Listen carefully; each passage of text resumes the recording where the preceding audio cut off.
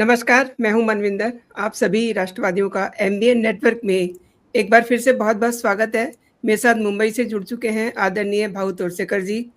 भाऊ नमस्कार, बहुत-बहुत स्वागत है आपका। नमस्कार। भाऊ, अक्सर जो राजनीति की बिसात पर खेल चल रहा होता है, बहुत सारे लोगों को समझ नहीं आता या उन्होंने जो सोचा होता है उसका नतीजा उसके विपरीत होता है। आपकी पारखी नज़र उसे पहचान लेती है कि भविष्य में इस चाल से कौन-सा प्यादा धड़ाम होगा, कौन-सा प्यादा पिटेगा और कौन काम आएगा। लोग अपने दिमागी घोड़े दौड़ाते रहते हैं, चैनल पे खबरें चलाते रहते हैं, अब ये हो जाएगा, वो हो जाएगा। अब अगर बात करें ममता बनर्जी की, तो ममता बनर्जी का हाल जो है, ठीक उद्धव जैसा हो गया है। और देखिए, आपने तो बहुत पहले ही कह दिया था, ममता हों, शरद हों, अपने लिए सहारा ढूँढ रहे हैं। कैसे जो है ममता का ये हाल हुआ है, अब देखिए party symbol, party fund, office सबके लिए छीना-झपटी हो रही है। टूटी हुई पार्टियाँ, इनके मोहरे कैसे पिट गए? देखो, रिश्ता जो होता है, देखो पार्टी भी क्या होती है, एक परिवार होता है और एक पार्टी होती है, उसमें फर्क नहीं होता। एक दूसरे से रिश्ता जो होता है वो समझदारी पर होता है। एक डिक्टेट करेगा और दूसरा सुनता रहेगा, जूते खाता रहेगा, वो नहीं होता। हमारे तबेले में घोड़ा होता है या और कोई होगा जानवर, तो उस ढंग से आप अपने कार्यकर्ताओं को, अपने साथियों को इस्तेमाल नहीं कर सकते। जब ये हो जाता है तो अगर वो जानवर नहीं है तो आपके साथ नहीं रहेगा, उसका भी अपना दिमाग है और वो आपके साथ जुड़ गया है, इसका कारण कोई विचारधारा होती है, कोई भूमिका होती है। आप अगर सोचोगे कि ये भेड़ बकरी जैसा है, मैं जहां लेके जाऊंगा चुपचाप आ जाएंगे, तो वैसा होता नहीं है। और जो पुराने जमाने से चलती आई हुई पार्टियां हमने 70-80 साल से देखी है, उसमें यह तरीका नहीं होता था ना कि नेता ने तय किया। अब ममता बनर्जी जिस ढंग से पार्टी चलाती थी, उद्धव ठाकरे जिस ढंग से पार्टी चलाते हैं, तो उनके साथी उनको छोड़कर गए। बाला साहब ठाकरे को तो छोड़ के नहीं गए थे, सालों साल 25-30 साल अपोजिशन में बैठे, चुनकर एक भी नहीं आता था। मुझे याद है जब 72 में उनका एक एमएलए चुनकर आया था जिसका नाम था नवलकर, प्रमोद नवलकर। उसके बाद डायरेक्ट 85 के चुनाव में, यानी 13 साल बाद, उनका दूसरी बार जनरल इलेक्शन में एक एमएलए चुनकर आया। पार्टी बिखरी नहीं ना, क्योंकि पार्टी का मतलब रिश्ता था। बाला साहब के साथ नवलकर थे, मनोहर जोशी थे, सुधीर जोशी थे, दत्ताजी सालवी थे, बहुत सारे नेता थे, सरपोतदार वगैरह। उनसे एक रिस्पेक्ट का नाता था, उनका रिस्पेक्ट था एक दूसरे के खिलाफ। बाला साहब बड़े थे, नेता थे, बाकी लोग उनको मानते थे, लेकिन बाला साहब उनको इक्वल मानते थे। जैसे हम क्रिकेट की मैच देखते हैं, उसमें एक कैप्टन होता है, बाकी 10 खिलाड़ी होते हैं, तो 10 खिलाड़ियों का रिस्पेक्ट कैप्टन भी करता है ना, लेकिन कैप्टन को भी खेलना पड़ता है।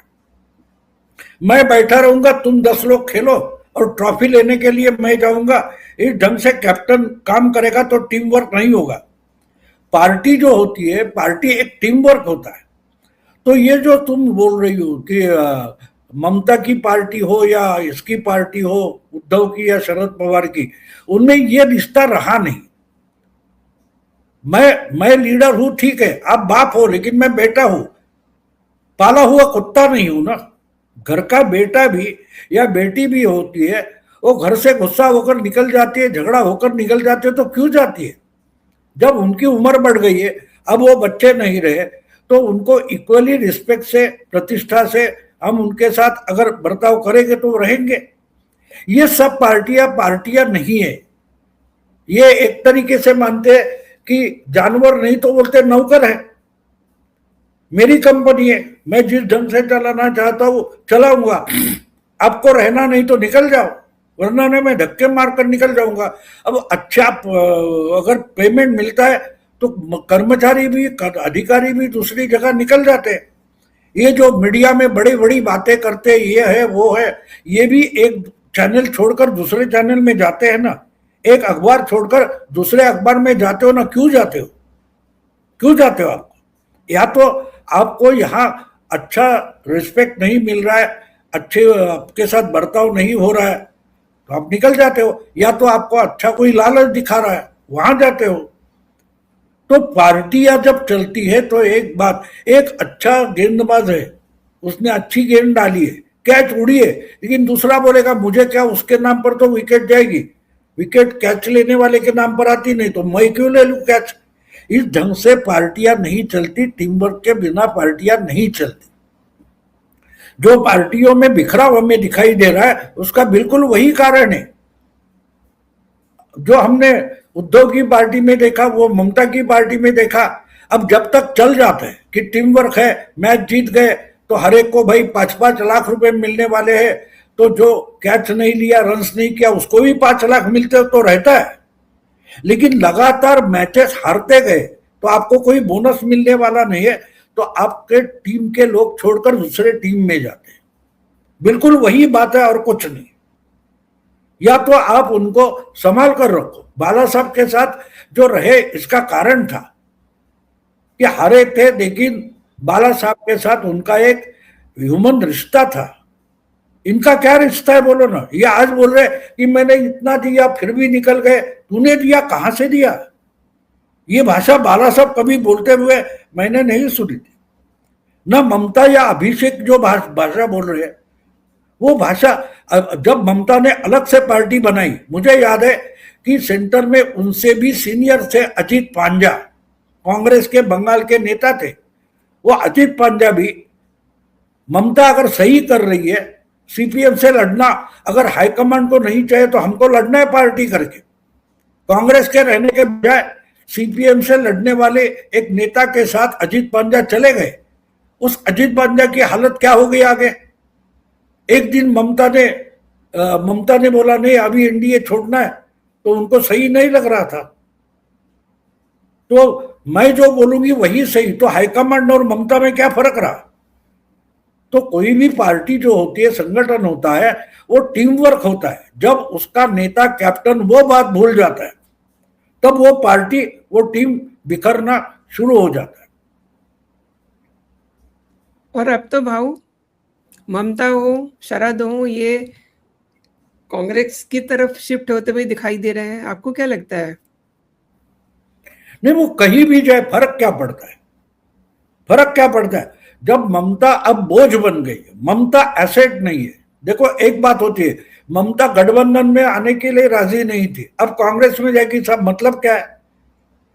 वो फिल्म का कोई गाना है ना, सब कुछ गवा के होश में आए तो क्या हुआ। तो अब होश में आई है, लेकिन उस वक्त की बात क्या थी। हमारा बैलेंस जाता है, हम गिर पड़ते हैं, तो उस वक्त बैलेंस संभालने का मतलब क्या होता है। जब आप बैलेंस हर समय हर मिनट में आपका बैलेंस संभालना नहीं पड़ता, जब जाता है वहां संभालना पड़ता है। तो वो तो समय निकल गया इनके लिए। तो हर पार्टी में जो बिखराव आ रहा है, इसके लिए बीजेपी ने तोड़ा है, दूसरा कोई भी तोड़ेगा, क्यों नहीं तोड़ेगा। आपका भला दूसरा कोई सोचे और आप नहीं सोचे, ये तो नहीं चलेगा। उद्धव ठाकरे की पार्टी चलती रहनी चाहिए, इसकी चिंता क्या फडणवीस करेगा। तुम क्या करोगे, तुम क्या करोगे, ये बात है ना। ममता की पार्टी टूटेगी या नहीं टूटेगी, इसकी चिंता ममता को करनी है, वो अमित शाह नहीं करेंगे। और आपसे कोई टूट रहा है, आप कॉम्पिटिटर किसके हो, बीजेपी के हो, तो अमित शाह या बीजेपी प्रयास करेगी कि आप कमजोर हो। लेकिन इसके साथ आप कोऑपरेट कर रहे हो, आपका कोई टूट कर जाएगा इसकी फिक्र आपको नहीं है, तो आप अपनी पार्टी कमजोर कर रहे हो, मजबूत नहीं कर रहे हो। तो इसलिए वो कहीं भी जाए, ममता अभी बोझ बन चुकी है, ममता कोई एसेट नहीं है। देखो ये इनके पास से टूटे हुए 22 एमपी है, उनको बीजेपी ने अपने साथ नहीं लिया है। किसी दूसरे डुप्लीकेट पार्टी जो कोई है जिसको 1000 वोट तक नहीं मिले, जो 3 साल पुरानी पार्टी है, उसमें वो चले गए, बीजेपी के साथ जाएंगे, बीजेपी के साथ नहीं। उनको दिखाना है बंगाल के वोटर को कि भाई हमने ममता का साथ छोड़ा है, क्योंकि बंगाल का वोटर ममता पर गुस्सा हुआ है। जो जो ममता के साथ रहेगा जो जो तृणमूल के साथ रहेगा उसको टमाटर मारेंगे, अंडा मारेंगे, उसके खिलाफ नारेबाजी करेंगे। इससे बचने के लिए इन्होंने पार्टी छोड़ी है। उनको बीजेपी ने कोई लालच देने की जरूरत थी ही नहीं, वो अपने सुरक्षा के लिए उन्होंने पार्टी छोड़ी है। और देखो, महुआ मोहित्रा ने नहीं छोड़ी है तो महुआ मोहित्रा को अंडे मारे गए। जिन्होंने छोड़ी है वो कलकत्ता आते जाते हैं, उनको कोई नहीं मार रहा है। तो इससे पता चलता है कि क्या हो रहा है। अब ये बात सामने दिखाई दे रही है। जिन एनालिस्ट को, जिस पत्रकारों को वो देखनी नहीं है, तो वो फोड़ तोड़ की बात करेगा, मैं नहीं करूंगा। मुझे समझ में आता है कि बीजेपी को तोड़ने की जरूरत नहीं है। ये खुद की सुरक्षा के लिए, अपने सिक्योरिटी के लिए, अपना आइडेंटिटी, जो उनका आइडेंटिफिकेशन तृणमूल के साथ है, वो उन्होंने तोड़ा है। तो दूसरे किसी ने तोड़ने की जरूरत नहीं है।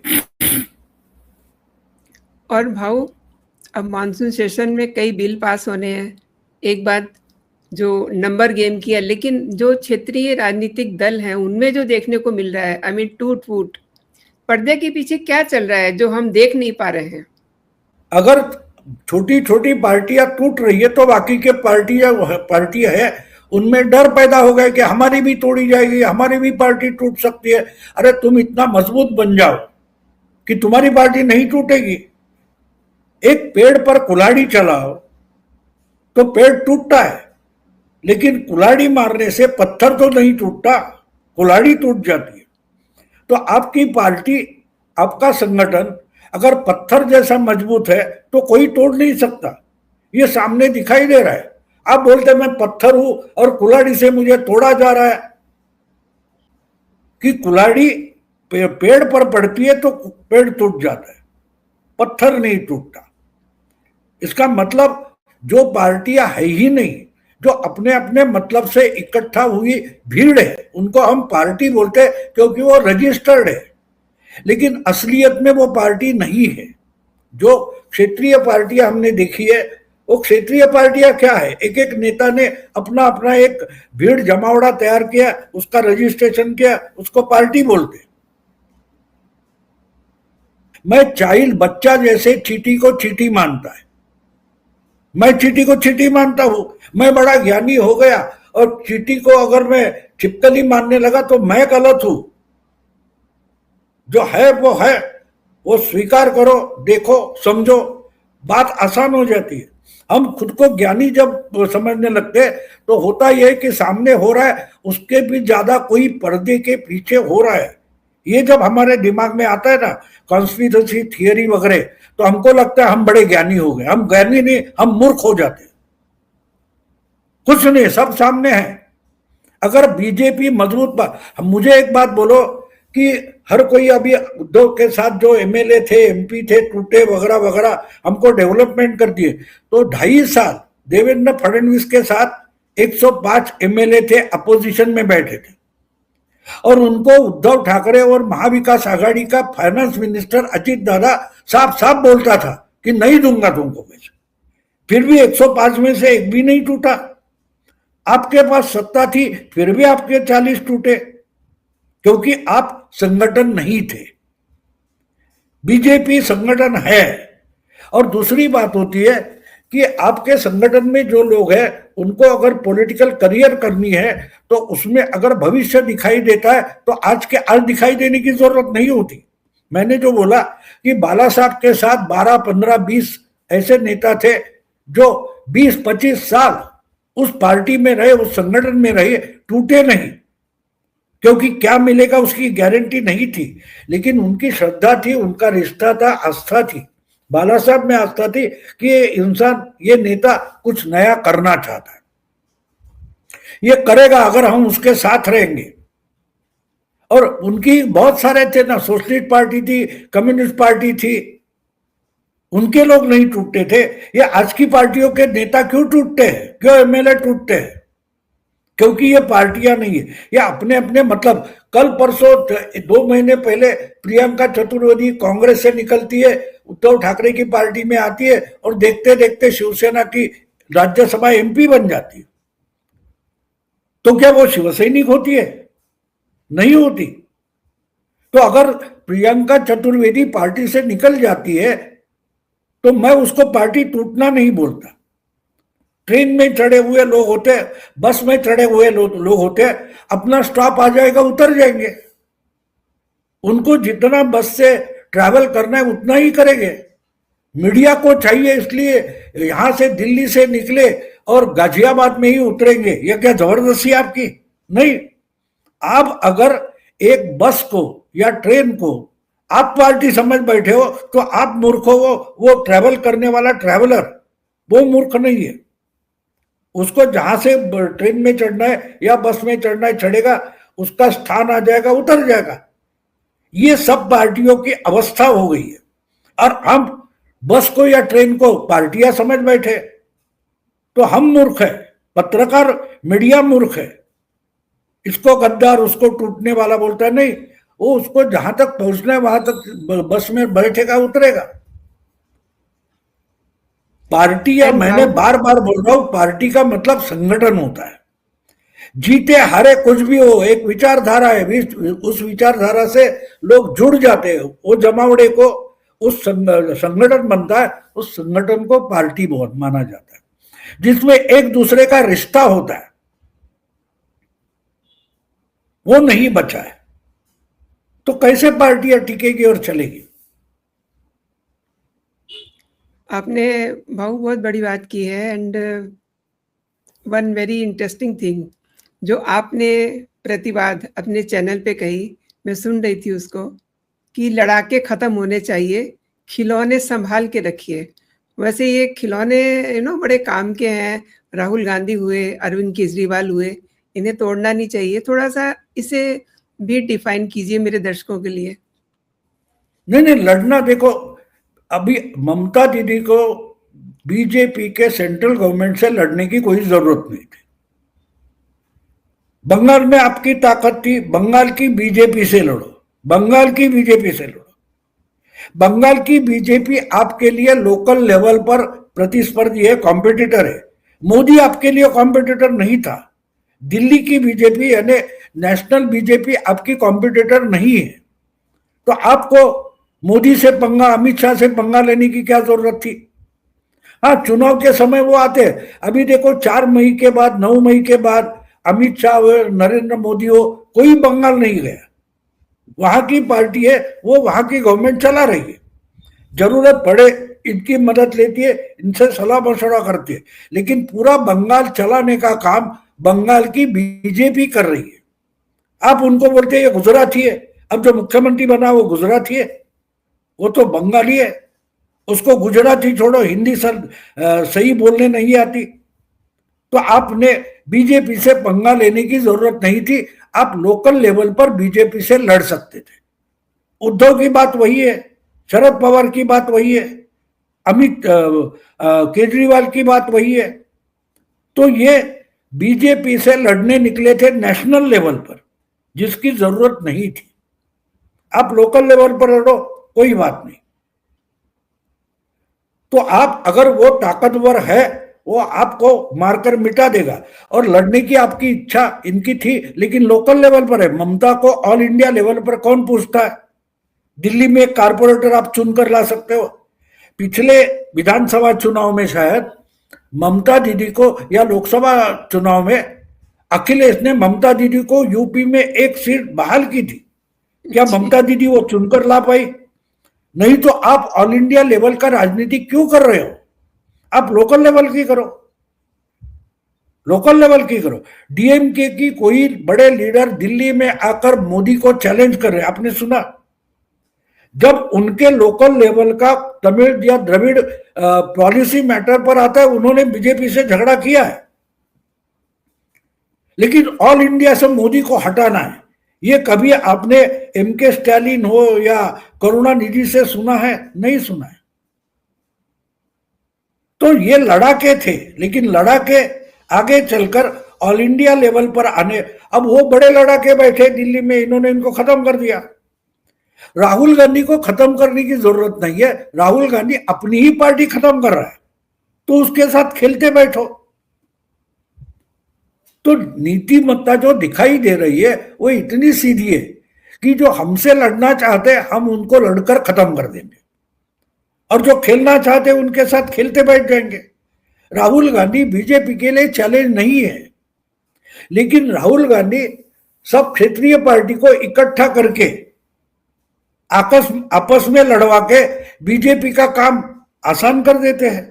तो वो बीजेपी के लिए खिलौना है। बीजेपी के रणनीति में राहुल गांधी एक मोहरा है, एक खिलौना है। तो इसलिए खिलाड़ी लड़ाके जो है वो लड़ाके अपनी जगह पर रहते तो उनको कोई हार्म नहीं होता। देखो उद्धव ठाकरे महाराष्ट्र में अगर शिवसेना के बीजेपी के साथ उनका गठबंधन था, अच्छा चलता आ रहा था, क्या बिगड़ा था। जब सत्ता में नहीं थे तो उनके साथ रहे और सत्ता में आने के बाद ये झगड़ा मोल लिया कि अब ना घर के रहे ना घाट के रहे। तो एकनाथ शिंदे दिमाग वाला इंसान है, उसने शिवसेना बचाई है उद्धव ठाकरे से, जैसे आज राहुल गांधी से कांग्रेस को बचाने की जरूरत है। कोई एकनाथ शिंदे अगर कांग्रेस से खड़ा हो जाए तो कांग्रेस बच सकती है, अपने पैरों पर खड़ी हो सकती है, क्योंकि राहुल गांधी कांग्रेस के लिए सबसे बड़ा संकट बन गए। अजीत दादा ने शरद पवार और सुप्रिया सुले से उनकी पार्टी एनसीपी थी बचा ली। तो खिलौना का मतलब क्या है कि जिनसे डरने की जरूरत नहीं, जिनसे डरने की जरूरत है उनसे डरकर उनको खत्म करना पड़ता है, उससे और कोई बात बड़ी नहीं है। एंड भाऊ, मन बहुत ही आहत है, थोड़ी सी बात दान चोरी की भी करते हैं। जांच एजेंसियां देखिए अपना काम कर रही हैं, अरेस्टिंग हो गई है, कल ट्रस्ट की मीटिंग भी है, वो भी देखा जाएगा। आई मीन सब कुछ चल रहा है जो होना चाहिए, क्योंकि योगी जी किसी को छोड़ने वाले नहीं है। फिर भी लोगों में सब्र नहीं है, राजनीति भी बहुत हो रही है। लोगों में संयम है। देखो पिछले 6 महीने से मैंने कोई चैनल नहीं देखा है, कोई पोर्टल नहीं देखा है, ताकि मेरा दिमाग सही रहे। अगर यही मीडिया में जो सब्र नहीं है तो ममता क्यों नहीं जीती, मुझे बोलो। बंगाल का चुनाव तुम तो गई नहीं थी और मीडिया तो बोल रहा था कि ममता तो आराम से जीतेगी, बीजेपी जीत नहीं सकती, फिर भी जीत गई, क्योंकि मीडिया आपको गुमराह करता है। तो लोगों को सब्र नहीं, लोगों को सब्र है, लोगों को कोई प्रॉब्लम नहीं है। लोग विश्वास करते हैं कि जांच एजेंसी का काम है, मीडिया का काम नहीं है उस पर कमेंट करते बैठे। ये क्या क्रिकेट मैच नहीं चल रही है, बॉल टू बॉल कमेंट्री करो। तो लोग इतना समझते हैं, इसलिए लोग कमेंट्री ज्यादा सोचते हैं। आईपीएल जोर शोर से चल रहा है क्योंकि मीडिया नालायक हो गया है। मीडिया खबर नहीं देता, कमेंट्री चलाता है। तो इससे तो एंटरटेनिंग कमेंट्री हर बॉल पर बदलती जाती है। आईपीएल या क्रिकेट मैच में लोग क्रिकेट सुनते हैं, लोग खबरें नहीं सुनते। खबरें सुनने वाले हम जैसे कुछ गिने चुने गधे हैं। इसलिए हमको लगता है अरे सब्र नहीं, कुछ नहीं। लोगों को मालूम है अगर बुलडोजर बाबा बैठा है तो वो अगर अंसारी के साथ दुबे को भी नहीं छोड़ता। विकास दुबे का एनकाउंटर हुआ जो हिंदू था, तो क्या ट्रस्ट के फ्रॉड के लोगों को बुलडोजर बाबा छोड़ेगा? लेकिन ये समझने के लिए अनाड़ी होना जरूरी है। बुद्धिजीवी हो गए तो आपको कुछ समझ में नहीं आएगा। सूरज निकला इसकी खबर आनी चाहिए, तब हम बोलेंगे अरे सूरज तो निकला है, खबर आई अभी। अरे आंखें खोलो। मैं मुंबई में बैठकर जो अलग अलग वीडियो देखता था उससे मुझे पता चलता था कि ममता बुरी तरह से हारने वाली है। तो जो इंटरव्यू लेने वाले थे उनको क्यों नहीं समझ में आ रहा था? क्योंकि खबर नहीं आ रही थी। वोटर बोल नहीं रहा था कि हम ममता को हराएंगे, ये नहीं बोल रहा था, तो इनको समझ में नहीं आ रहा। तो बात इतनी सीधी सादी है, कोई बड़ी बात नहीं है। लोगों को बिल्कुल मालूम है जो बाबा विकास दुबे को नहीं छोड़ता, हिंदू होकर भी, पंडित होकर भी, वो ट्रस्ट के लोगों को नहीं छोड़ेगा। तो लोग उस पर निर्भर है।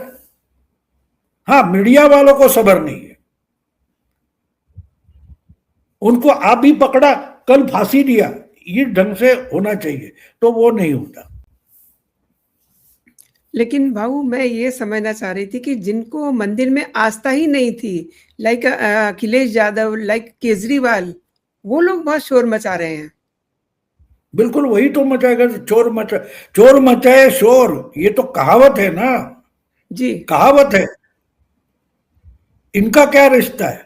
अगर इनको फ्रॉड के खिलाफ इतनी ही इनकी भावना आहत है, तो नेशनल हेराल्ड में जो हजारों करोड़ का फ्रॉड हो गया, उसके बारे में ये लोग क्यों नहीं बोले आज तक? आपको फ्रॉड के बारे में बोलना है ना। तो नेशनल हेराल्ड की बात क्या है? क्या अयोध्या से अलग है? वही तो बात है। लोगों ने टैक्स फ्री कांग्रेस को जो डोनेशन दिया था, उसमें से 90 करोड़ कांग्रेस पार्टी के जेब से नेशनल हेराल्ड को दिया गया। और फिर नेशनल हेराल्ड जो कंपनी है, वो कंपनी यंग इंडिया ने खरीद ली 50 लाख में। ये फ्रॉड नहीं है? उस पर अखिलेश बोला है। तो ये आम जनता को चलता है, बुद्धिजीवी को वालों को नहीं समझता, क्योंकि वो एजेंडा ड्रिवन होते हैं और उनका बकवास जो होती है वो मैं सुनता ही नहीं, और सुनूंगा तो पकड़ने के लिए सुनूंगा। तो आम जनता समझती है सब कुछ, उसमें डरने की कोई जरूरी नहीं है कि इन्होंने बवाल किया इसलिए कल ये बीजेपी हारेगी। लोग देखो, एक है कि अखिलेश की सरकार होती तो लीपापोती होती, ये लोग जानते हैं। बाबा की सरकार है तो लीपापोती नहीं होगी, अपना हो या पराया हो, ये लोग जानते हैं। हाँ, जो जानते नहीं वो अलग अलग पार्टियों में बुद्धिजीवी बनकर बैठे हैं या मीडिया हाउस में बैठे, उनको जल्दी समझ में नहीं आता। सही कहा आपने, जहाँ बाबा है वहां तो दूध का दूध होगा और पानी का पानी होगा। भाऊ आपने मेरे दर्शकों को महत्वपूर्ण जानकारी दी है, आपने मेरे लिए समय निकाला, मेरे दर्शकों के लिए समय निकाला। आपका बहुत बहुत धन्यवाद। जय हिंद, जय भारत।